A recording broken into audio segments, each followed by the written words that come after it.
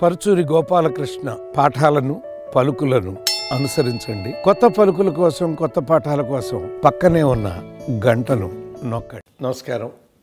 నా మిత్రులకు, సన్నిహితులకు, ఆత్మీయులందరికీ పరుచూరి పలుకులకు స్వాగతం.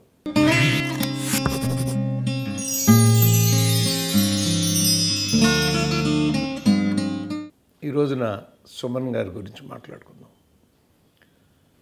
మేము 1978లో వచ్చాము. 10 సంవత్సరాల పాటు మేము సుమన్ గారి సినిమాలు మేము చేయలేదండి. ఎక్కువ మా తమ్ముడు ఓంకార్ రాస్తూ ఉండేవాడు. ఆ బందిపోటు అనే గమ్మత్తైన సినిమాలన్నీ రాసేవాడు. మంచి హిట్లు కూడా అయినాయి అవన్నీ కూడా. అయితే మేము రాసిన మొదటి సినిమా ఆయనకి రక్తకన్నీరు. అందులో నేను సెకండ్ హీరో అండి. స్టూడియోలో జరుగుతున్నప్పుడు తన పక్కనే ఉండేవాడు. అసలు ఈయనేంటి ఇలా డామినేటివ్గా ఉంటాడని ఒక మాట అనలేదండి. ఎందుకంటే జెంటిల్ మన్ అని మనం కొంతమందికి బిరుదిస్తే మొదటి వరుసలో ఇవ్వాల్సిన వాళ్ళల్లో సుమన్ గారు ఒకడండి. Very best personality. చిరునవ్వుతో ఉంటాడండి. మార్షల్ ఆర్ట్స్ అన్నీ తెలిసినవాడు. ఫైట్లు ఎంత అందంగా చేసేవాడు మీ అందరికీ తెలుసు. అయితే రక్తకన్నీరు అప్పుడు మాకు బాధ వేసింది ఏంటంటే ఆయన మీద కేసులో పెట్టి ఆయన అరెస్ట్ అయ్యారు. అప్పుడు దానిలోంచి రాగానే చేసిన మొదటి సినిమా మాదే. చాలామంది భయపెట్టారండి.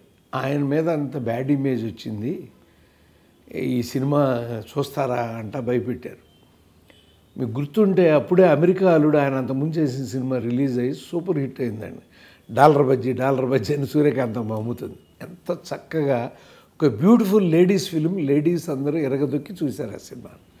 సో నిందలు వేయటం వేరు, నిజాలు వేరండి. ఆయన మంచివాడు. ఆయన మీద నిందపడింది. ఆ రక్తకన్నీరు షూటింగ్ జరుగుతున్నప్పుడు నాకు సెపరేట్గా పాట వస్తే ఆయన సరదాగా అక్కడ కూర్చుని ఎంకరేజ్ చేసేవాడండి. పరుచూరి గారు అది కొంచెం ఇలా అనండి అని అంటూ ఉండండి. ఎంత ఆనందం వేసేదో ఆయన ఎంక చూసి నాకు.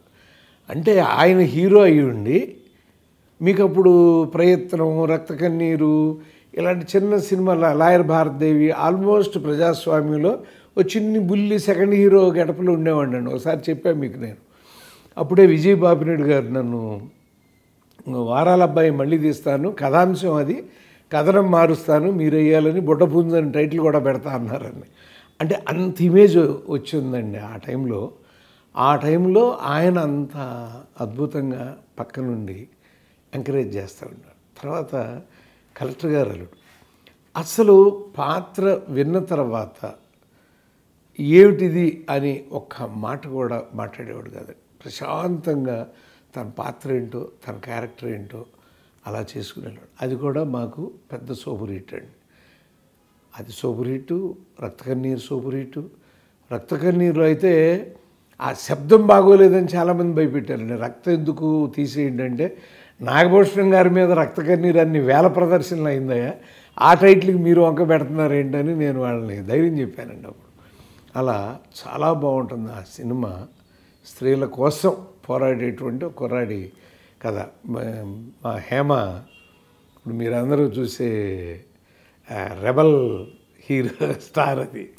ఆ పాప అదే, ఆ హేమ కూడా అందులోనే తొలి సినిమా అదే. రాఘవేంద్ర వారి గెస్ట్ హౌస్లో మేము తీసాను దాన్ని. అక్కడ అతనితో కలిసి ఉండటం కానీ, స్టూడియోలో కలిసి పనిచేసినాయి అవన్నీ కూడా ఒక అద్భుతమైనటువంటి మనిషి కెరీర్ని ఒక నింద వేసి ఎలా బలి చేయబోయారు అనేటువంటి బాధ భలే కలిగేదండి. ఎవరెవరి మీదో చెప్పేవారండి అప్పుడు, రాజకీయ నాయకుల మీద, వాళ్ళ మీద, వీళ్ళ మీద. ఆయన ఇంతవరకు నోరు తెరిచి వాటి గురించి మాట్లాడలే. ఎవరన్నా అడిగినా చిరునవ్వు అవుతాడండి. అలాంటి ఒక అద్భుతమైన వ్యక్తితో మేము కూడా ఒక అద్భుతమైన సినిమాలు, ఒక రక్తకన్నీరు, ఒక కలెక్టర్ గారు అల్లుడు ఇలాంటి సినిమాలు రాయగలిగాము. చాలా మంచి మనిషితో కలిసి పనిచేసినటువంటి ఆ అనుభవాన్ని ఇవాళ ఒకసారి గుర్తు చేసుకుందామని చెప్పి గుర్తు చేసుకున్నాను. నమస్తే.